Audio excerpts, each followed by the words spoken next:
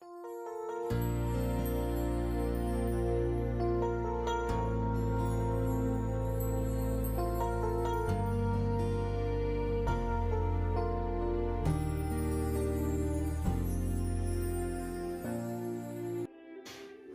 하나님 말씀 누가복음 5장 33절에서 39절. 일반적으로 이 말씀은 새 포도주는 새 부대에 라는 제목으로 말씀을 많이 합니다. 그런데 이 이야기는 배경이 잔칫집에서의 금식 논쟁인 것을 보게 됩니다. 레위 마태가 예수님을 영접하고 초청하여서 잔치를 벌였죠. 그의 친구들을 불렀습니다. 그런데 그 잔치의 모습을 보고 바리새인과 서기관들은 금식 이야기를 하는 것을 보게 됩니다. 33절에 그들이 예수께 말하되 요한의 제자는 자주 금식하며 기도하고 바리새인의 제자들도 또한 그리하되 당신의 제자들은 먹고 마시나이다. 이 이야기를 한 말은 그 모습 자체는 어떤 면에서는 결코 나쁜 건 아닙니다. 우리가 그냥 좋은 일이 있거나 무슨 일이 있을 때 식사만 하고 끝나는 것은 좀 무미건조하죠. 우리가 어떤 일을 하든지 식사를 하든지 무엇을 하든지 거기서 의미 있는 대화를 나누는 것이 참 먼저는 더 중요합니다. 그렇죠? 그냥 간단하게 먹고 끝나는 것이 아니라 거기에서 의미 있는 대화와 함께한 시간들이 더 중요하고 더 오래 남습니다. 우리가 무엇을 먹었든지 정말 맛있게 먹은 기억이 머릿속에 얼마나 많이 남습니까? 그렇지만 어떤 대화를 나누고 어떤 일이 있었는지에 대한 생각은 더 오래 갑니다.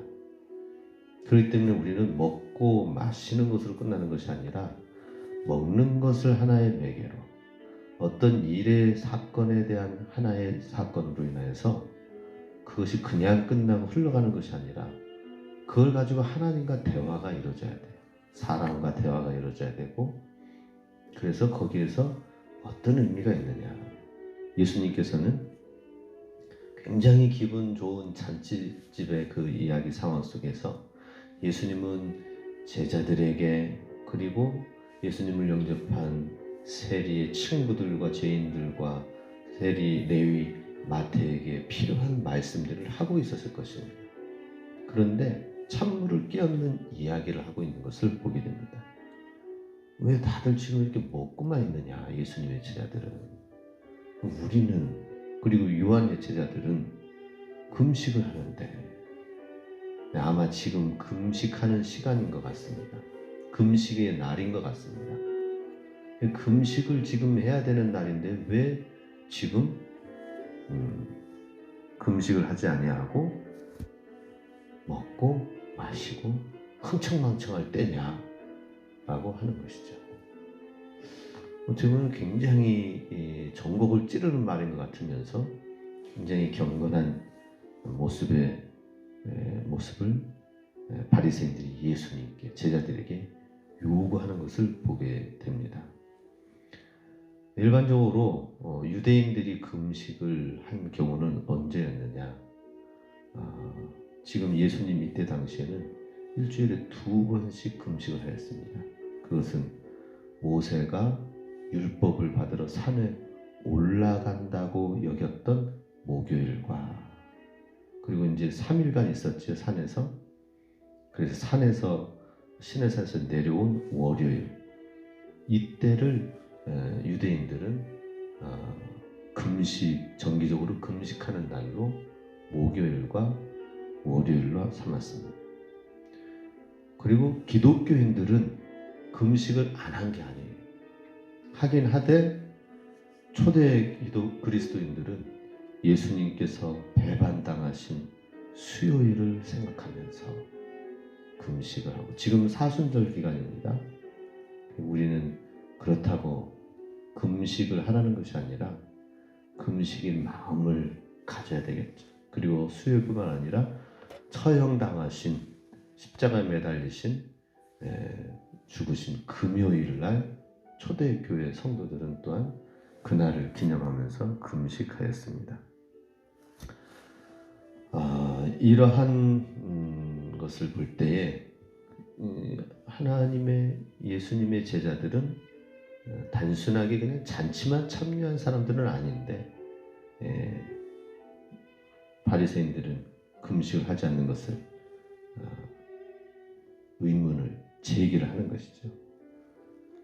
문제를 제기하는 것을 보게 됩니다. 사실 우리가 오늘날 이 코로나 시기에 우리가 어떤 때입니까? 정말 금식하는 마음을 가져야 될 때죠. 지금 어제는 참 기독교계에서 소상공인들과 시민들에게 죄송합니다, 잘못했습니다, 이런 발표를 하였죠. 지금 BTJ 열방센터에서 그리고 지금 국제학교 선교 단체에서 이러한 것들이 교회를 중심으로 해서 확산되어지니까 그야말로 사람들의 마음이 교회에 닫혀지는 시대가 되어진 것을 보게 됩니다. 또 한편으로는 문재인 정권이 지금 교회를 엄청나게 억압하고, 그래서 언론에서 지금 이걸 자꾸 계속 띄우는 거 아니냐, 그것도 맞는 얘기가 될 수도 있지만은, 그렇다고 문재인 정권만 지금 탓할 수도 없는 것입니다. 현실은 현실이니까요. 지금 명절 앞두고 이제 풀어줄 걸 생각하면서 기다려왔거든요.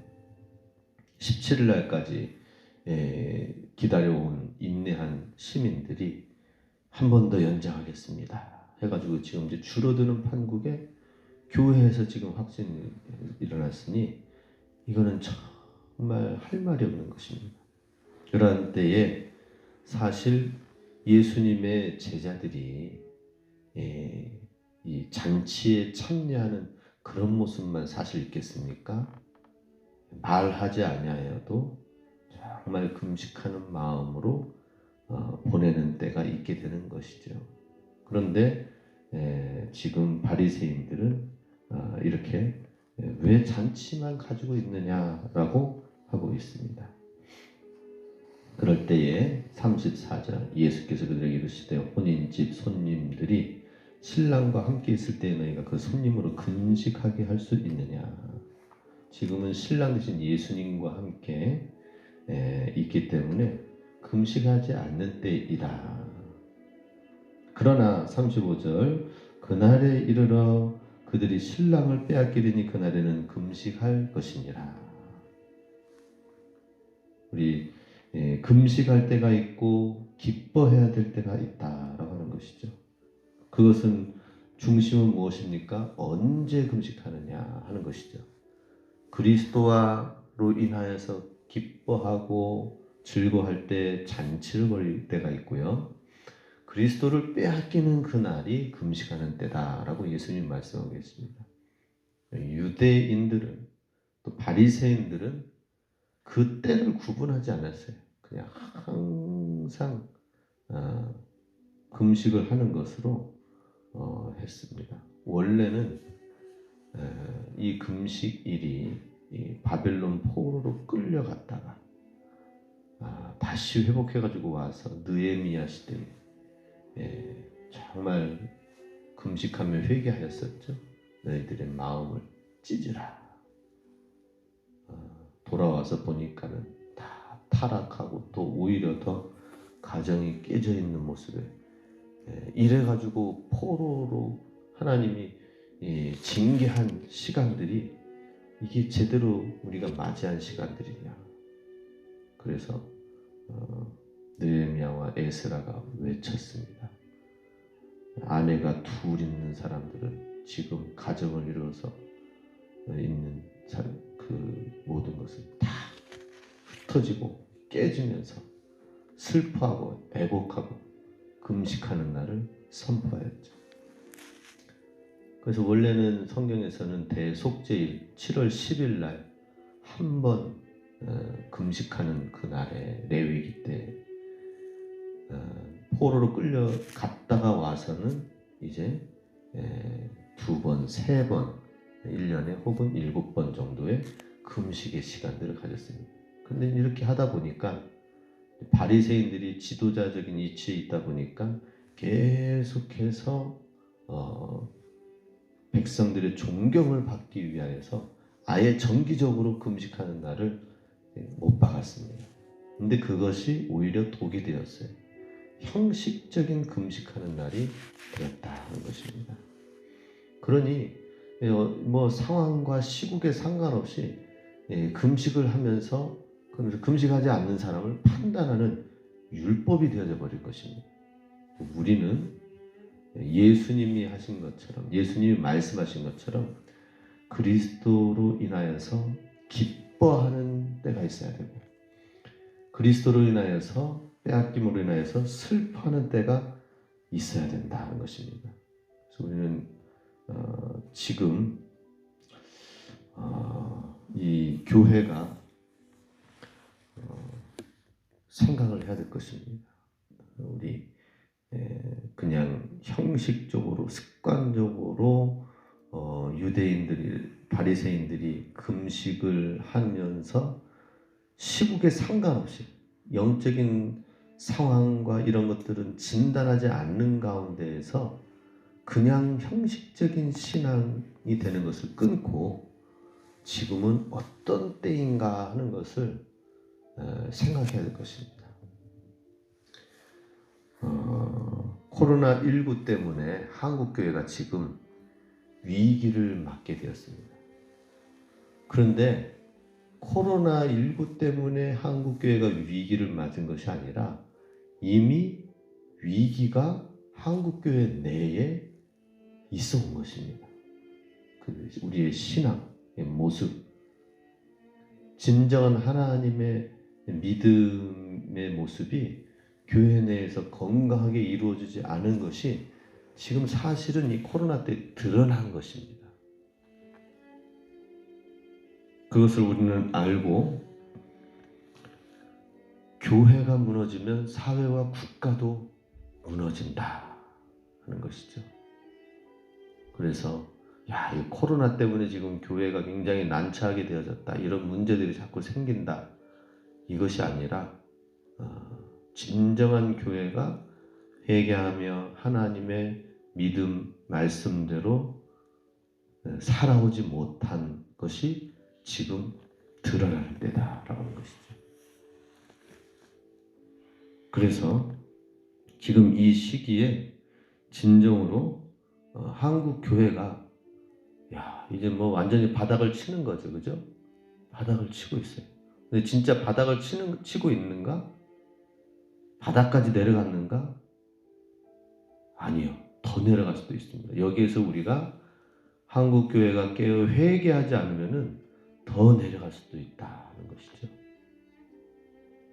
지금 바닥까지 내려오긴 왔습니다. 그런데 여기서 진짜 한국 교회가 회개하여 부흥으로 다시 일어설 수 있느냐, 그렇지 않느냐 하는 것은 진정한 회개를 하느냐라고 하는 것입니다. 1903년에 하디 선교사님이 회개를 하면서 그 회개를 통하여 1907년 대부흥의 역사가 평양에서부터 전국적으로 일어나게 되었어요. 그래서 우리 한국 교회가, 한국 개신교회가 선교사가 들어왔을 때에 아주 미미했습니다. 그런데 폭발적인 부흥과 성장이 일어나는 때가 있었는데, 바로 이 하디 선교사님이 회개한 그 회개의 집회를부터 시작해서 전국적으로 회개의 역사가 일어나게 되었습니다. 그것은 하디 선교사님이 어떤 회개를 하였느냐? 이 한국 교회에 복음을 증가하러 왔지만은 너무나도 힘든 거예요. 너무나도 사람들이 바뀌어지지가 않는 거예요. 그렇죠? 그때 당시에 얼마나 우리 대한민국 사람들이 외국인들을 봤을 때 미개했습니까? 위생도 잘 모르고 교육도 안 돼 있고 얼마나 가난 가운데 있고 그래서 학교를 세우고 병원을 세우고 많은 일들을 하지만 참 바뀌어지지가 않는 거예요. 근데 하디 선교사님이 먼저 스스로 그 모든 상황 속에서 회개를 하기 시작했어요. 그 회개한 내용은 하나님을 무시하여 왔다라고 하는 것을 회개를 하였습니다. 내가 하나님을 믿지만은 하나님을 무시하여 왔습니다 하면서 그러면서 이 대한민국 사람들을 무시하였고 그리고 미개하다고 무시하였고 그리고 그것은 결국 하나님을 무시한 것이었습니다. 그렇게 고백을 하면서 한국 사람들한테 선교지에서 그렇게 기도를 하고 회개를 했습니다. 그랬더니 이 집회의 이야기를 듣던 한국 사람들이 그 선교사님의 무시했다고 하는 얘기에 기분 나빠하는 것이 아니라 회개하는 그 진실한 모습을 통하여서 아닙니다 선교사님, 아닙니다 하나님, 제가 죄인입니다 하면서 저는 누구의 것을 훔쳤고 무엇을 하였고 그때서부터 회개가 전국적으로 일어나게 된 것입니다. 지금 이스라엘 예수님과 레위의 이 세리들의 무리들은 단순하게 잔치에 참여하는 것이 아닙니다. 예수님이 하신 말씀을 지금 제자들과 세리들은 지금 새겨 듣는 시간들이다. 신랑을 잃어버릴 때에 금식을 할 때가 오게 될 것이다 라고 하는 것이죠. 그래서 우리는 신앙생활을 형식적으로 그냥 교회 열심히 다니면 끝, 아니면 금식 열심히 하면 끝, 이게 아니라 이 시기에 우리는 무엇을 할 것인가, 어떻게 해야 될 것인가, 어떤 생각을 가져야 될 것인가, 그것을 탄력적으로 가져야 됩니다. 우리 새술은 새부대라고 지금 나와 있죠, 그죠? 36절에 보면은 새 옷에서 한 조각 찢어 낡은 옷에 붙이는 자가 없나니 그렇게 하면 새 옷을 찢을 뿐이요 새 옷에서 찢은 조각이 낡은 것에 어울리지 아니하니라 라고 말씀하고 있습니다. 헌 조각과 새 조각, 이것이 서로 맞지가 않다. 또 37절에는 새 포도주를 낡은 가죽 부대에 넣는 자가 없나니 만일 그렇게 하면 새 포도주가 부대를 터뜨려 포도주가 쏟아지고 부대도 못쓰게 되리라 라고 말씀하고 있습니다. 낡은 가죽 부대는 터지게 되어져 있다라는 것이죠. 우리의 생각이 굉장히 지금 어떠한 시기이며 어떻게 해야 될 것인가, 무엇을 해야 될 것인가, 이게 우리의 생각들이 하나님 안에서 계속해서 주님의 음성을 들으면서 나가야 되는데 그거 없이 그냥 교회 열심히 다니면 되지 하고 그냥 끝나요. 우리의 생각은 굳어지면서 습관적인 신앙으로만 나아가는 경우들이 많이 있습니다. 그거는 낡은 가죽 부대예요. 새 포도주가 와서 발효되어지면 같이 팽창해가지고 같이 움직여야 되는데 그것은 낡은 가죽 부대는 굳어져서 찢어지는 것입니다. 버려지는 것입니다. 우리의 복음이 이 땅에 떨어지지 아니하도록, 하나님의 영광이 땅에 떨어지지 않도록 하기 위해서는 우리의 생각이 지금 깨어 있어야 되는 때라고 하는 것이죠. 새 부대가 되어야 되는 것입니다. 새 부대는 뭐예요? 가죽 부대인데 그때 당시에는 짐승의 머리 부분과 다리 부분을 잘라가지고 속에 있는 기름을 다 긁어내고 가죽만 남겨가지고 꿰맵니다. 그래서 거기에다가 우유도 집어넣고 뭐 포도주도 집어넣고 그래가지고 보관해가지고 다녔었죠. 사막 광야를 걷는다든지 여행을 간다든지 보관해 둔다든지 그랬습니다. 그런데 새로 만든 거기에는 이 포도주가 발효하면서 이게 팽창하면서 같이 팽창해가지고 탄력이 있습니다. 근데 오래된 가죽 부대에 그냥 넣게 되면 어떻게 됩니까? 다 터지게 되는 것이죠. 하나님도 사실 고민했어요. 하나님도 탕자, 잃어버린 탕자. 저는 탕자 이야기를 생각하면은 하나님 아버지의 고뇌가 들어있다라고 생각을 합니다. 탕자가 둘째 아들이 갔잖아요. 나갔잖아요. 그럼 다시 돌아올 때에 물론 송아지 잡고 잔치를 벌였지만 하나님이 그냥 마냥 받아들이고 했을까요? 잘 왔다 하면서 받아들일까요? 속은 하나님을 버리고 간 괘씸한 아들의 마음이 있지만 그럼에도 불구하고 돌아온 아들에 대한 사랑의 마음, 긍휼히 여기는 마음이 만감이 교차되어지면서 그 큰 사랑으로 받아들이면서 잔치도 내고 다시 가라지 껴주고 그런 하나님 아버지의 고뇌가 들어있습니다.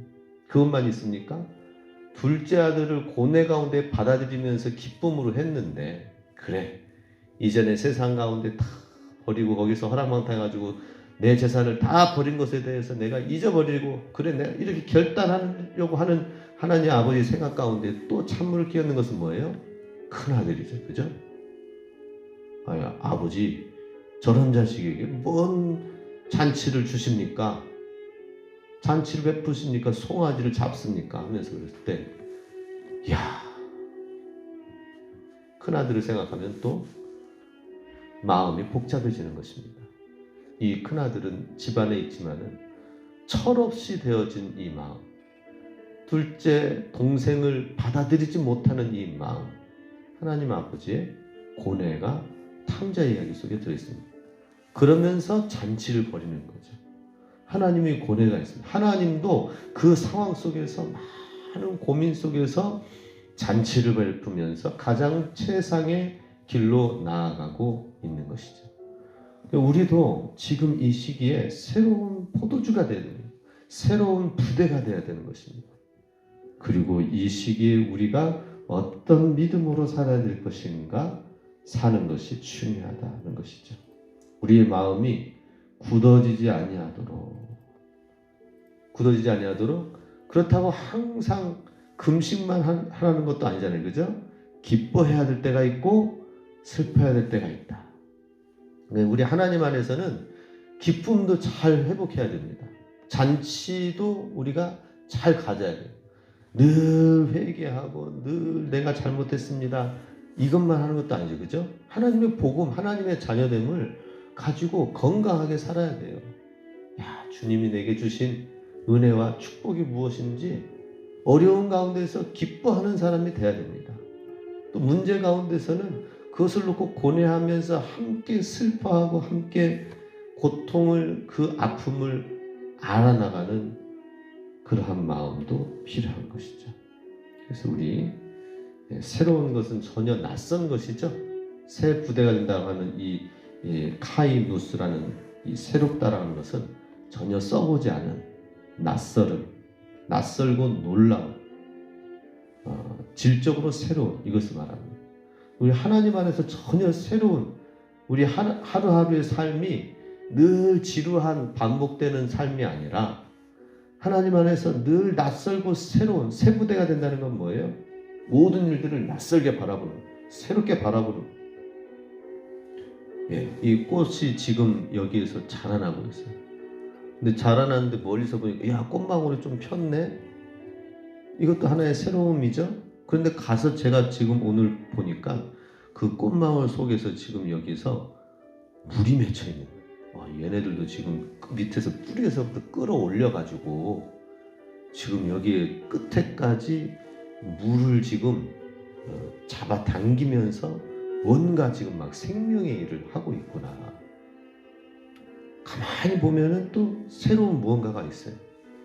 우리의 삶도 볼 때 일상생활이 평범한 것 같지만 세부대가 된다는 건 뭐예요? 모든 것을 낯설게 새롭게 뉴스를 보면서도 정말 우리가 그리스도인이 가져야 될 마음은 무엇이고 우리가 생각하고 품어야 될 것들이 무엇인지 세부대가 돼야 되는데 늘 똑같은 동일한 삶을 사는 건 낡은 가죽 부대가 되는 거예요. 하나님의 복음은 뭐예요? 원더풀. 하나님의 놀라우신 기묘자 모사라고 하시잖아요. 그죠?